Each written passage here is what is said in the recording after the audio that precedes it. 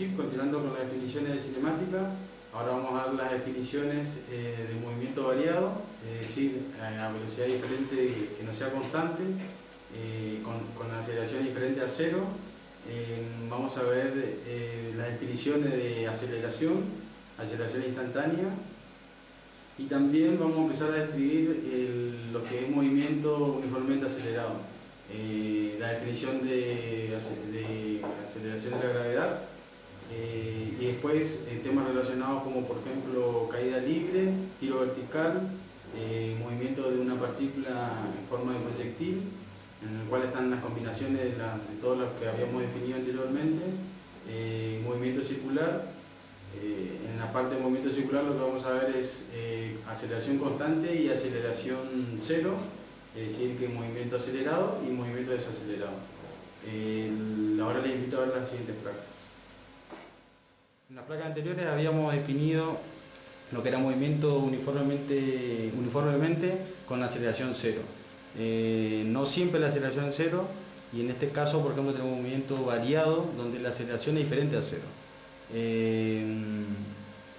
Nosotros, para de alguna manera estimar la aceleración así, que diferente de cero, realizamos lo que es la aceleración media. La aceleración de la partícula, es decir, en un intervalo de tiempo se define como la velocidad función al tiempo. Esa es la definición de aceleración.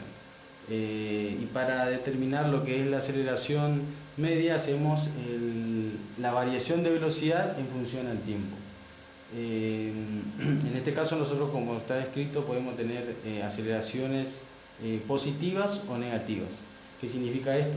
Si una aceleración es positiva, por ejemplo, hay un incremento en la velocidad y es un movimiento acelerado. Y si la aceleración es negativa, hay una disminución de velocidad y el movimiento es desacelerado, que llegan en su extremo al frenado.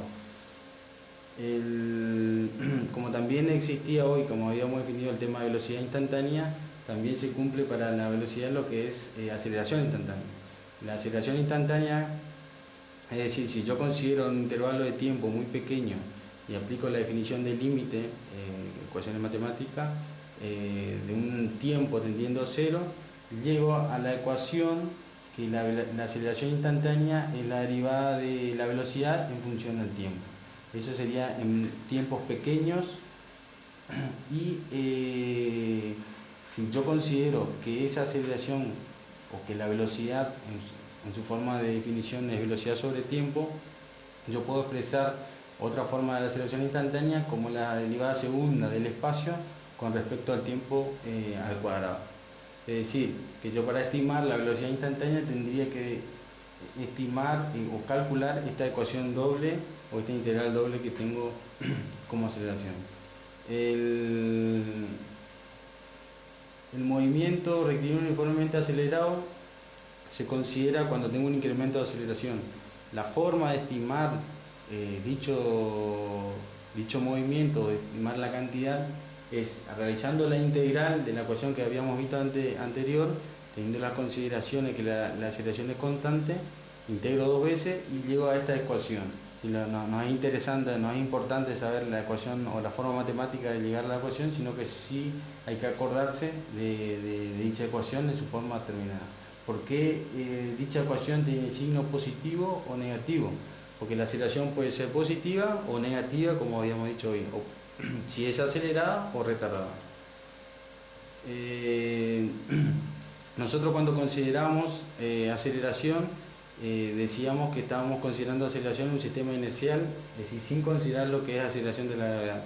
Si nosotros consideramos como un sistema inercial la Tierra, tenemos que tener en cuenta lo que es la aceleración de la gravedad, que en su definición es la atracción hacia el centro de la Tierra. Tiene un valor constante que depende de la altura o del punto en que se encuentre el objeto. En valores generales o valores promedios se considera como 9,8 metros sobre segundos cuadrados.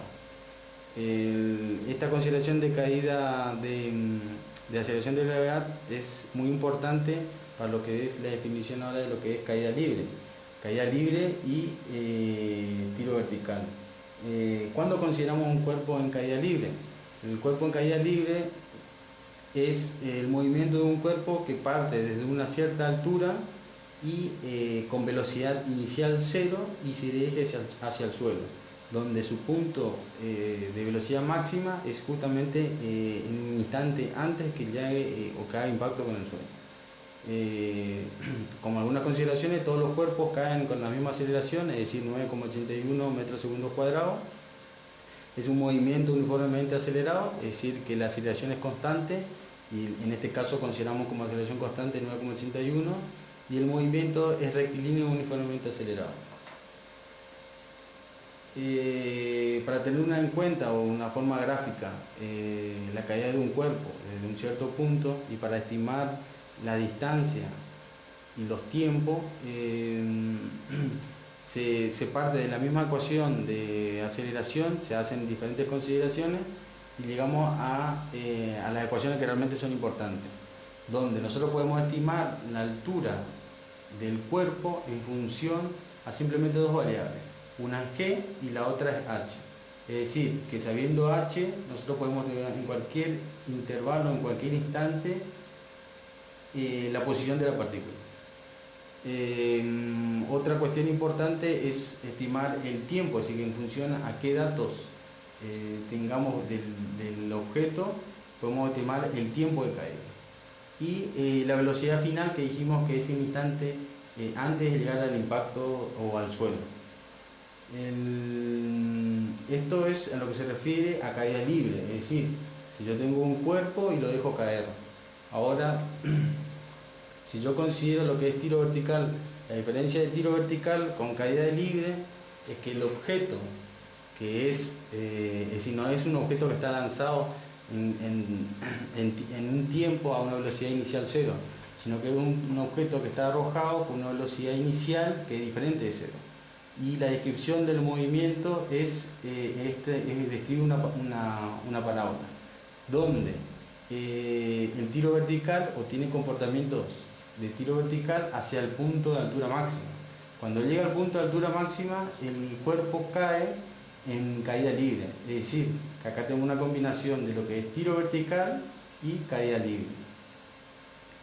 Para caída libre se aplican todas las ecuaciones que se habían visto anteriormente.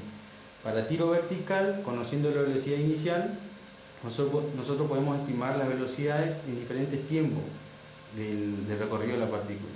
Al igual que se podía estimar la posición de la partícula en función a la velocidad inicial y a los tiempos.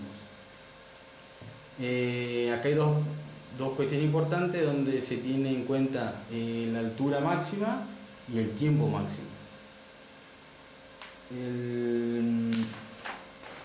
El otro tema importante relacionado al movimiento de una partícula es el movimiento de proyectiles.